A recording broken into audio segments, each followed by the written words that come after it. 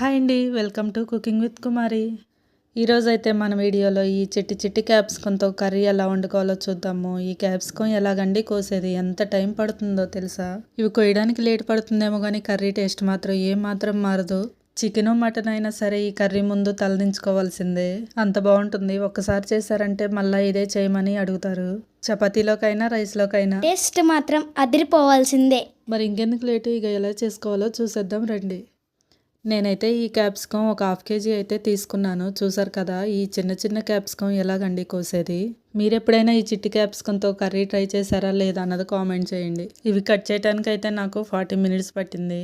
కూరగాయలు ఏవైనా సరే ముందు నీట్గా కడిగేసుకున్నాక కట్ చేసుకోవాలి. కట్ చేసుకున్నాక అస్సలు కడుక్కోకూడదు. క్యాప్సికం కూడా చాలామంది లోపల విత్తనాలు ఉంటాయని తీసేసాక కడిగేసుకుంటారు. అలా అస్సలు కడగకూడదు. ముందు నీట్గా కడిగేసుకున్నాక అప్పుడు కట్ చేసుకోవాలి. ఆకుకూరలైనా సరే ముందు నీట్గా కడిగేసుకున్నాక అప్పుడు కట్ చేసుకొని కర్రీస్ చేసుకోవాలి. చూసారు కదా, ఇవైతే ఇలా కట్ చేసుకొని లోపల ఉన్న విత్తనాలు మొత్తం నీట్గా తీసేసుకోవాలి. చూసారు కదా, ఈ విధంగా తీసేసుకొని మనకు నచ్చిన సైజులో ముక్కలు కట్ చేసుకోవటమే. నేనైతే కొంచెం పెద్దగానే కట్ చేస్తున్నాను. ఇవి ఆల్రెడీ క్యాప్సికం చిన్నగానే ఉన్నాయి కాబట్టి ఒక్కొక్క క్యాప్సికం 4 భాగాలు చేసుకుంటే సరిపోతుంది. చూసారు కదా, ఇలా 4 ముక్కలుగా కట్ చేసుకున్నాక పక్కన పెట్టేసుకోవటమే. ఇలానే మొత్తం కట్ చేసుకోవటం. ఇవైతే కొంచెం కారంగా ఉన్నాయండి. కర్రీ వండుకుంటే ఏం కావట్లేదు కానీ కోసేటప్పుడు మాత్రం చేతులు అయితే బాగా మంట వచ్చేసాయి. 1/2 kg క్యాప్సికంలోకి ఒక పెద్ద సైజు ఆనియన్, 4 టమాటాలు అయితే వేసేసుకున్నాను. ఈ చిన్న క్యాప్సికం కట్ చేసుకోవడానికి నాకైతే 40 minutes అయితే పట్టింది. చూసారు కదా, ఇలానే మొత్తం కట్ చేసుకున్నాక క్యాప్సికం మరీ చిన్నగా అసలు కట్ చేసుకోకండి, ఇలా పెద్దగానే కట్ చేసుకోండి. ఒక్కొక్క క్యాప్సికం 4 ముక్కలుగా కట్ చేసుకుంటే సరిపోతుంది. అలానే ముందుగా కడిగి పెట్టుకున్న ఆనియన్స్, టమాటాలు కూడా కట్ చేసుకొని పక్కన పెట్టేసుకున్నాక ఇప్పుడైతే స్టవ్ వెలిగించుకొని ఒక కళాయి పెట్టుకొని ఒక చిన్న కప్పుతో పల్లీలు అయితే వేసేసుకుందాము. స్టవ్ మీడియం ఫ్లేమ్ లో పెట్టుకొని పల్లీలు అయితే వేయించేసుకుందాము. స్టవ్ మీడియం ఫ్లేమ్లో పెట్టుకొని మంచిగా అయితే వేయించుకుందాము. కొంచెం వేగిపోయాక ఒక 10 ఎండుమిరపకాయలు అయితే వేసేసుకుందాము.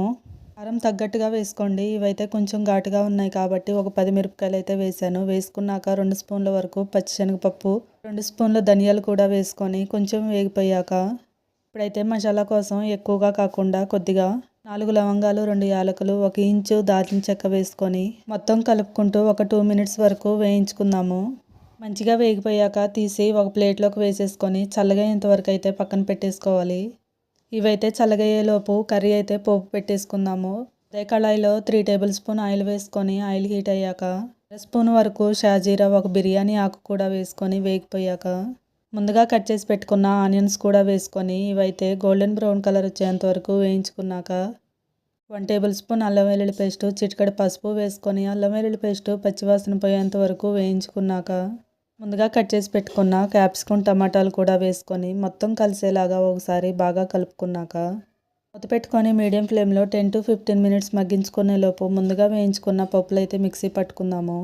అయితే నువ్వులు వేయించుకునేవేనండి, అందుకే నేను స్టార్టింగ్లో వేయలేదు. ఇవైతే 3 స్పూన్ల వరకు వేసుకొని ఇప్పుడైతే ఒక మిక్సీ జార్ తీసుకొని ముందుగా వేయించి పెట్టుకున్న పల్లీలు, నువ్వులు అయితే వేసేసుకొని మూత పెట్టుకొని ఒకసారి మెత్తగా మిక్సీ పట్టుకున్నాక చూసారు కదా, ఇలా మెత్తగా పట్టుకున్నాక ఒక టీ గ్లాస్ వరకు వాటర్ పోసుకొని మళ్ళీ ఒకసారి మూత పెట్టుకొని మిక్సీ అయితే పట్టుకోవాలి. చూసారు కదా, ఇలా మెత్తగా పట్టుకున్నాక తీసి పక్కన పెట్టేసుకొని కర్రీ 10 to 15 minutes మగ్గిపోయాక మూత తీసుకొని కర్రీ మొత్తం ఒకసారి కలుపుకున్నాక ముందుగా రెడీ చేసి పెట్టుకున్న మసాలా పేస్ట్ కూడా వేసుకొని మిక్సీ గిన్నెలో ఒక టీ గ్లాస్ వరకు వాటర్ పోసుకొని మొత్తం తిప్పుకొని కర్రీలో పోసుకున్నాక రుచి సరిపడా ఉప్పు కూడా వేసుకొని మొత్తం కలిసేలాగా ఒకసారి బాగా కలుపుకున్నాక మూత పెట్టుకొని మీడియం ఫ్లేమ్లో ఆయిల్ సపరేట్ అయ్యేంత వరకు అయితే ఉడికించుకోవాలి. మధ్య మధ్యలో ఒకసారి తీసి కలుపుకుంటూ అయితే ఉడికించుకోవాలి, లేకపోతే అడుగు మాడిపోతుంది, పల్లీలు వేసుకుంటాం కదా. చూసారు కదా, ఇలా కలుపుకున్నాక మళ్ళీ మూత పెట్టుకొని కర్రీ మొత్తం దగ్గరగా అయిపోయి ఇలా పూర్తిగా ఆయిల్ సపరేట్ అయ్యేంత వరకు అయితే ఉడికించుకోవాలి. ఇప్పుడైతే కర్రీ మళ్ళీ ఒకసారి కలుపుకున్నాక స్టవ్ ఆఫ్ చేసుకొని సర్వ్ చేసుకొని కొత్తిమీర వేసుకుంటే ఎంతో టేస్టీ ఈజీ అయిన క్యాప్సికం మసాలా కర్రీ అయితే రెడీ అయిపోతుంది. చూసారు కదా, దీంట్లో ఎక్కువగా మనం మసాలాలు కూడా ఎక్కువ ఏమీ వేసుకోలేదు. పల్లీలు, నువ్వులు వేసుకుంటాం కాబట్టి అవి హెల్త్కి కూడా చాలా మంచిది. కర్రీ టేస్ట్ కూడా చాలా బాగుంది. ఒకసారి ట్రై చేసి ఎలా వచ్చిందో కామెంట్ చేయండి. అలానే వీడియో నచ్చితే మీ friends and family members share చేసి సబ్స్క్రైబ్ చేసుకొని ఫాలో అవ్వండి. మీకేమన్నా రెసిపీస్ కావాలంటే కామెంట్ చేయండి. వెళ్తూ చిన్న లైక్ ఇచ్చుకొని సబ్స్క్రైబ్ చేసుకొని ఫాలో అవ్వండి. బాయ్.